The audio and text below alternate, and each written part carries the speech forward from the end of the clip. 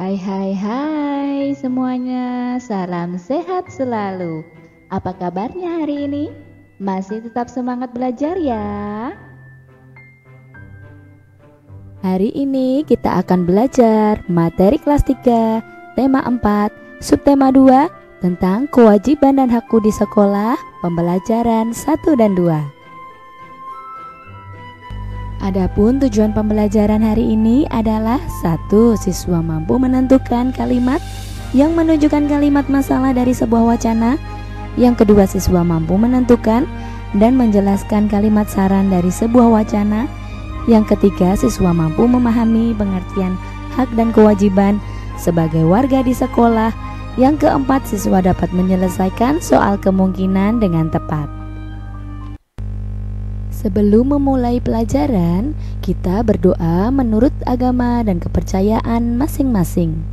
Berdoa dimulai. Berdoa selesai. Dalam kehidupan sehari-hari, kita seringkali menemui berbagai macam masalah.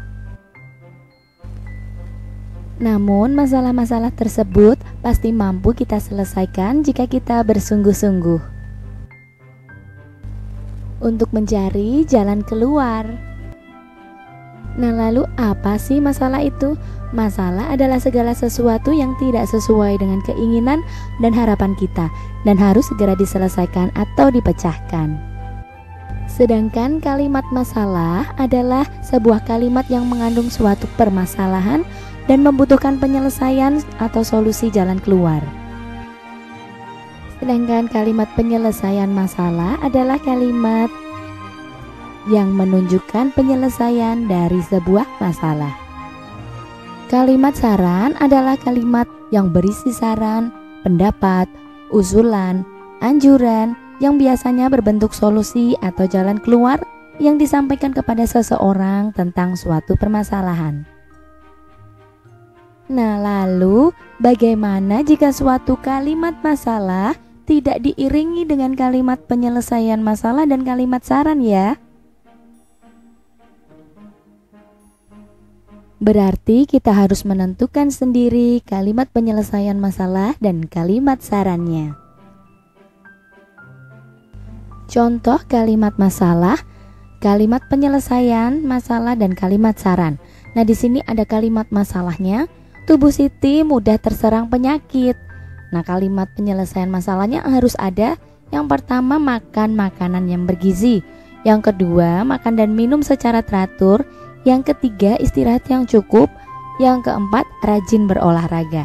Nah, kalimat saran untuk Siti, Siti seharusnya menjaga tubuhnya agar selalu sehat dan tidak mudah sakit. Karena tubuh yang sehat akan membuat Siti fokus belajar. Nah, sekarang coba kita baca bersama-sama ya rahasia anak pintar. Setiap anak kelasmu pintar dan baik hati. Ada anak yang pintar olahraga atau menari. Ada juga yang pintar matematika atau bahasa. Ada yang pintar menyanyi atau berteman dengan semua orang. Apakah kamu dapat pintar tanpa berusaha? Semua anak ingin pintar, tetapi belum tahu caranya. Jika ingin pintar, ini rahasianya. Dengarkan saat guru menjelaskan. Kerjakan tugas-tugas tepat waktu, banyaklah membaca dan berlatih. Jangan mudah menyerah, bertanyalah kepada gurumu, atur juga waktu belajarmu dengan baik. Selain itu, bertemanlah dengan banyak orang.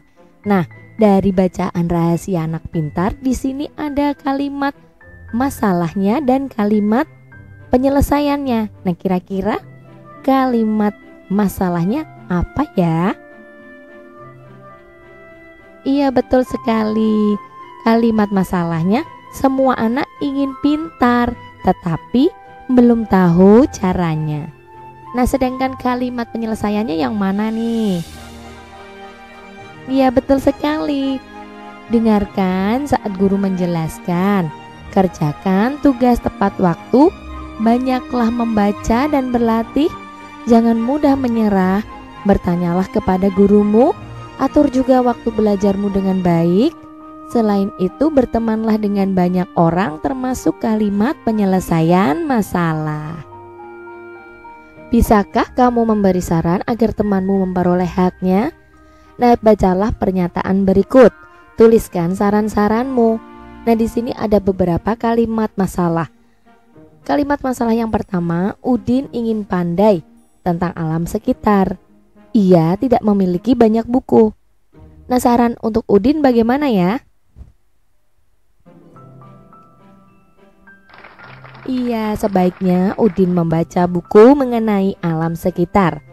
Yang nomor 2, Lani ingin mengikuti lomba bulu tangkis. Raketnya rusak. Saran untuk Lani seperti apa? Iya, betul sekali. Seharusnya Lani membeli raket yang baru jika ingin mengikuti lomba bulu tangkis. Yang ketiga, Dayu mendapat kesempatan menari di depan tamu. Guru menari Dayu sedang sakit.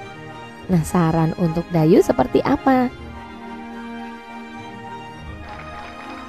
Ya, sebaiknya Dayu menari sendiri sesuai dengan kemampuannya. Nah, untuk yang nomor 4 dan 5, coba kalian buat saran sendiri ya.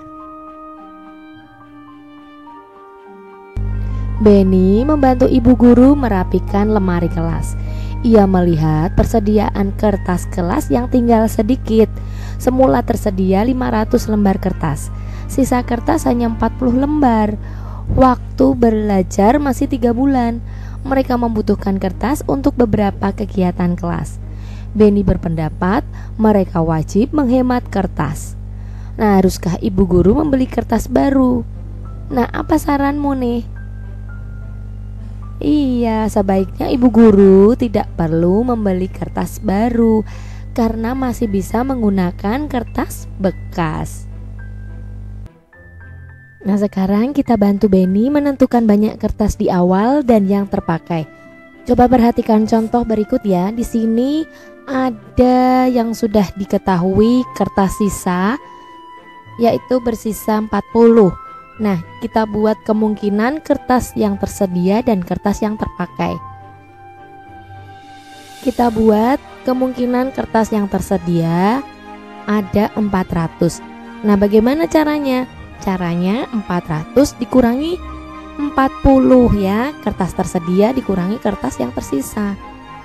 Nah, kita kurangi 0 dikurangi 0, 0. Nah, 0 kurangi 4 karena tidak bisa kita pinjam depannya, yaitu 4. Kita pinjamkan puluhannya, yaitu 1. Nah, menjadi 10 ya. 10 dikurangi 4, 6. Nah, 4 yang sudah dipinjam ini masih 3. 3 kemudian kita turunkan karena di bawahnya sudah tidak ada bilangannya. Nah, kita turunkan 360.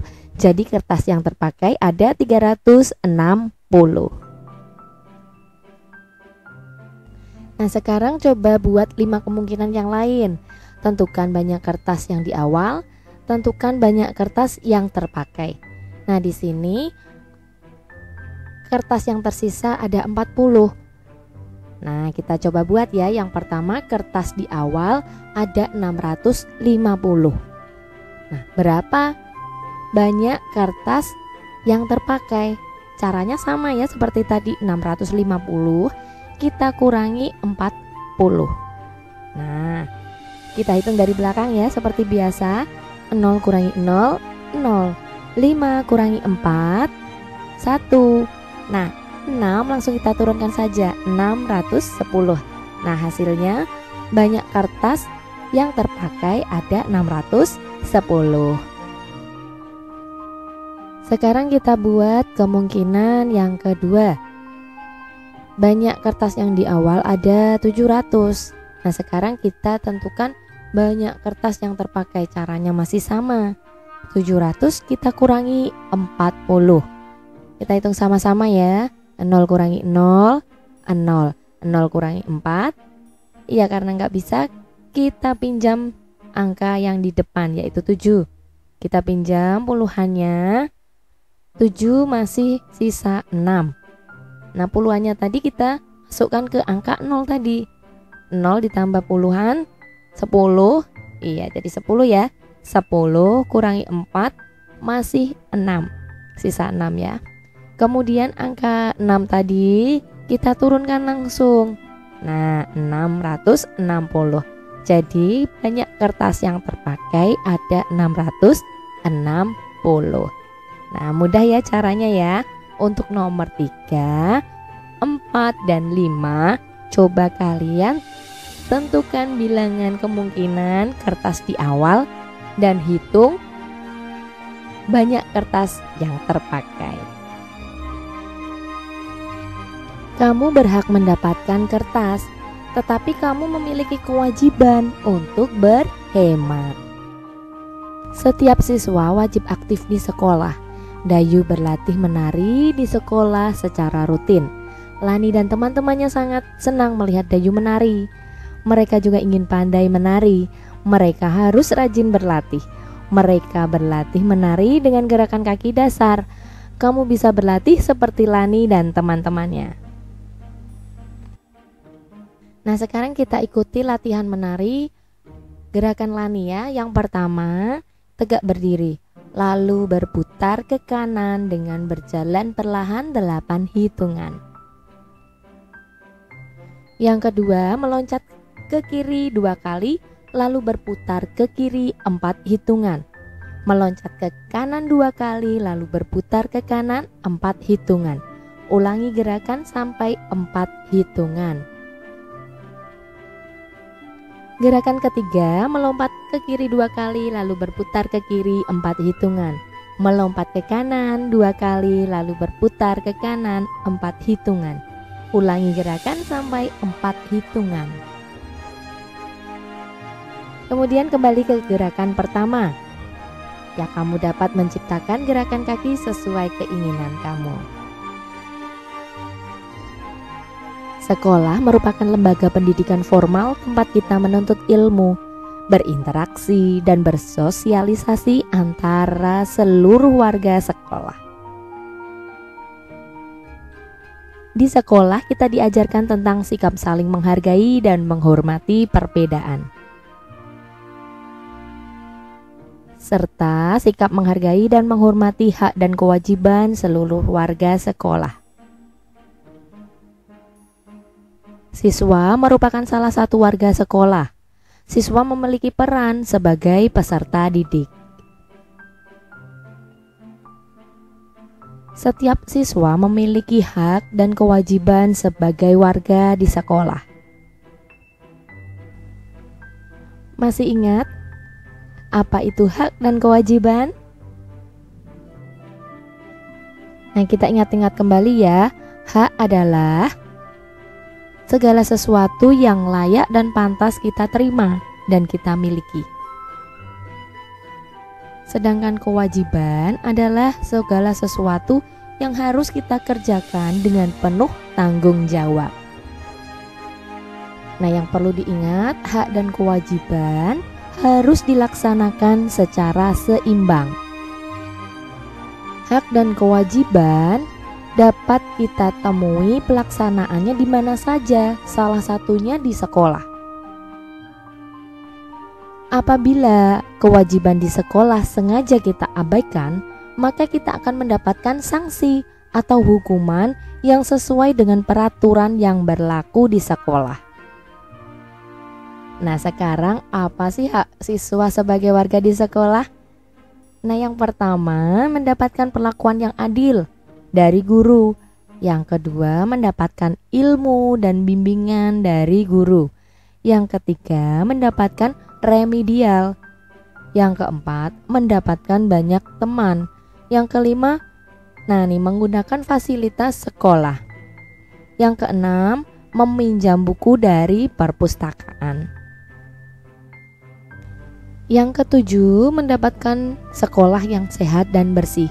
Yang kedelapan, mendapatkan penghargaan atas prestasi yang diraih. Kesembilan, berhak mengembangkan potensi dengan mengikuti ekstrakurikuler.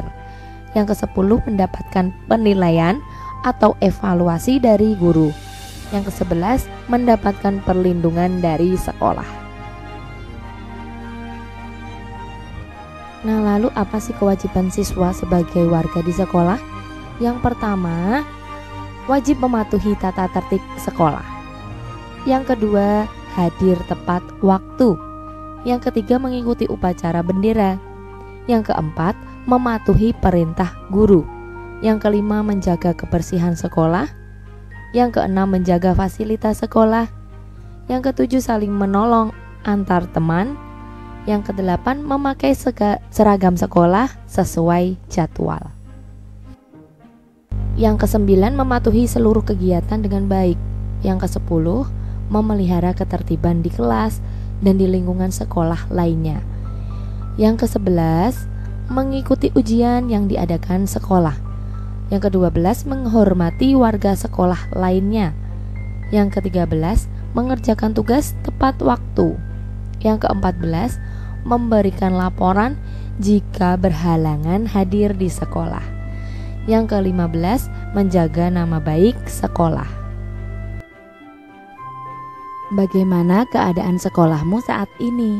Apakah yang kamu inginkan? Apa yang harus kamu lakukan? Sekolah yang indah dan rapi. Nah, kita baca sama-sama ya bacaannya. Setiap siswa wajib menjaga sekolahnya agar indah dan rapi. Di dalamnya ada banyak pohon yang terawat. Pohon-pohon membuat udara segar dan sejuk. Sekolah yang indah dan rapi membuat siswa semangat belajar. Akan tetapi banyak sekolah yang belum indah dan rapi. Semua siswa harus bekerja sama agar sekolahnya indah dan rapi. Pohon-pohon yang ada harus dirawat bersama. Siswa harus dapat membuat taman kelas. Kelas juga harus bersih dan rapi. Meja guru harus tertata rapi. Papan tulis harus selalu bersih. Kursi-kursi dan meja juga tidak boleh ada coretan. Nah, sekarang amati kembali teks sekolah yang indah dan rapi. Bacakan kalimat-kalimat saran yang kamu temukan. Nah, kita cari kalimat-kalimat saran yang ada di bacaan. Nah, yang pertama, kalimat-kalimat sarannya, semua siswa harus bekerja sama agar sekolahnya indah dan rapi. Yang kedua, kita cari, iya betul sekali, pohon-pohon yang ada harus dirawat bersama. Nah, saran yang ketiga, iya, siswa harus dapat membuat taman kelas. Yang keempat, sarannya, iya, meja guru harus tertata rapi. Yang kelima, iya, papan tulis harus selalu bersih. Yang keenam, kursi dan meja juga tidak boleh ada coretan. Aku wajib menjaga sekolahku agar indah dan rapi. Aku tidak dapat berpangku tangan. Apa yang sebaiknya kulakukan? Agar sekolahku indah dan rapi, sebaiknya lakukan beberapa hal seperti di bawah ini. Yang pertama, semua siswa harus bekerja sama agar sekolahnya indah dan rapi. Yang kedua, pohon-pohon yang ada di lingkungan sekolah harus dirawat bersama. Yang ketiga, siswa harus dapat membuat dan menjaga taman kelas. Yang keempat, di dalam kelas meja guru harus tertata rapi, papan tulis harus selalu bersih, dan kursi-kursi dan meja tidak boleh ada coretan. Yang kelima, selalu membuang sampah pada tempat yang telah disediakan. Yang keenam, melakukan kegiatan Jumat bersih secara rutin. Yang ketujuh, melakukan piket kelas secara rutin. Yang kedelapan, membersihkan saluran air yang ada di lingkungan sekolah. Yang kesembilan, mengadakan kerja bakti membersihkan lingkungan sekolah. Nah, yang kesepuluh, mengadakan gerakan cinta kebersihan dan kesehatan lingkungan sekolah.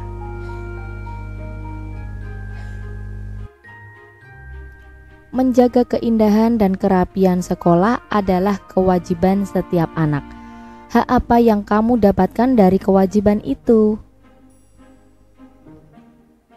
Nah, kewajiban yang pertama, pohon-pohon yang ada di sekolah harus dirawat bersama. Nah, hak yang kamu dapat setelah melakukan kewajiban itu, lingkungan sekolah hijau, sehat, dan nyaman. Yang kedua, kewajibannya selalu membuang sampah pada tempat yang telah disediakan. Nah, hak yang kamu dapat, ya lingkungan sekolah bersih dari sampah. Yang ketiga, melakukan kegiatan Jumat bersih secara rutin. Nah, haknya apa nih? Lingkungan menjadi hijau dan asri. Yang keempat, melakukan piket kelas secara rutin. Kewajibannya ya. Kemudian haknya yang sudah dilakukan kewajibannya yaitu lebih bersemangat dalam belajar. Nah, yang selanjutnya kewajibannya membersihkan saluran air yang ada di lingkungan sekolah. Nah, hak yang kamu dapat setelah kewajiban dilakukan yaitu terhindar dari penyakit berbahaya. Nah, kewajiban yang selanjutnya yaitu mengadakan kerja bakti, membersihkan lingkungan sekolah. Hak yang kamu dapat, lingkungan sekolah bersih dan semangat belajar menjadi meningkat. Nah, coba perhatikan, kamu pasti pernah melakukan kegiatan saat waktu luang. Misalnya ketika istirahat atau saat sekolah libur. Nah, di sini ada kegiatan di waktu istirahat. Kamu bisa menggunakan kegiatan dengan membersihkan papan tulis atau membersihkan meja atau kursi atau jendela yang lain. Kemudian saat sekolah libur mungkin kamu melakukan kegiatan menanam pohon atau menanam benih pohon, atau yang lain mungkin kamu bisa bermain kelereng atau bermain layang-layang ataupun sepeda dengan teman. Nah, sekarang ceritakan kegiatan di waktu luang yang biasa kamu lakukan. Pastikan kegiatan itu dapat membuatmu sehat. Nah, contohnya kegiatan di waktu luang kamu mungkin bisa berenang. Nah, itu bisa membuatmu sehat ya. Kemudian bermain sepeda, menyiram tanaman, ataupun membantu ibu merapikan rumah. Nah, itu semua kegiatan waktu luang yang membuatmu sehat, atau mungkin kegiatan yang lain yang bisa membuatmu sehat.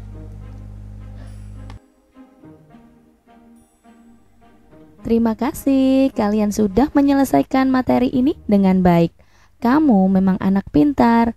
Mama Papa, terima kasih sudah mendampingi Ananda belajar hari ini. Semoga penjelasannya bermanfaat. Sampai jumpa, bye-bye.